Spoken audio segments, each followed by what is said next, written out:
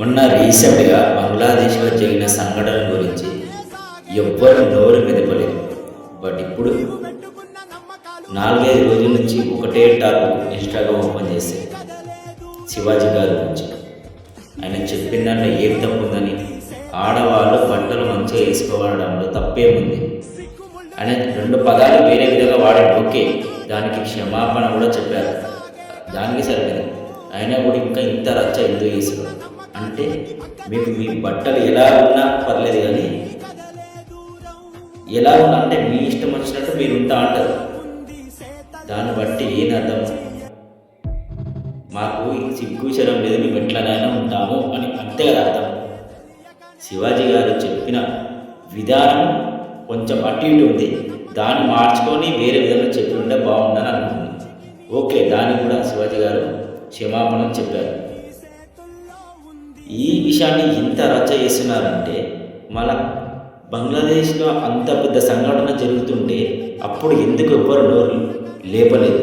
దేనికి అంటే అది బంగ్లాదేశ్ అన్నా లేకపోతే ఇక్కడ ఇండియా ఏదైనా దేనికని నోరు లేపలేదు.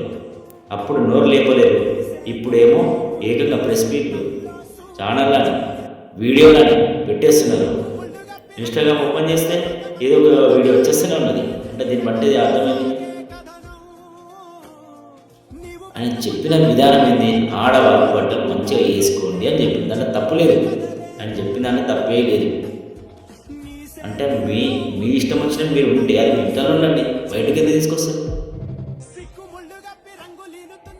ప్రతి చిన్న విషయమైనా తప్పు గురించి ఎవరైనా మాట్లాడితే దానికి ఇది తప్పు అని తెలుసుకోకుండా దానికి మళ్ళీ రివర్స్ మాట్లాడతారు.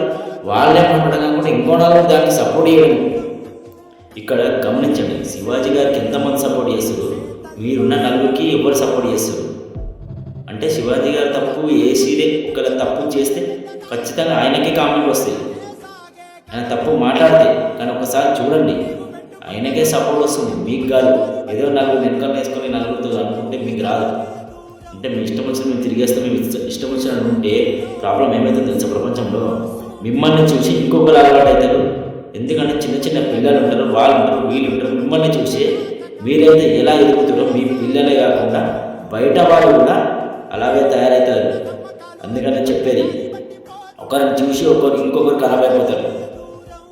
మీరు మీ ఇంట్లో ఎట్లయినా ఉండాలి, కానీ బయటకు వచ్చినాక ఒక పద్ధతి మెయింటైన్ చేయాల్సిందే కంపల్సరీ. ఒక ఆడవాళ్ళని మనం చూస్తే చేతులు ఎత్తి నమస్కరించేంత ఉండాలి, అలా పద్ధతిగా ఉండాలి. చెయ్యి లేపేంత కాదు. తెలుసుకోండి ఫస్ట్, ఎక్కడ పోతుంది సమాజం అసలు. రోజుకి దిగజారిపోతుంది.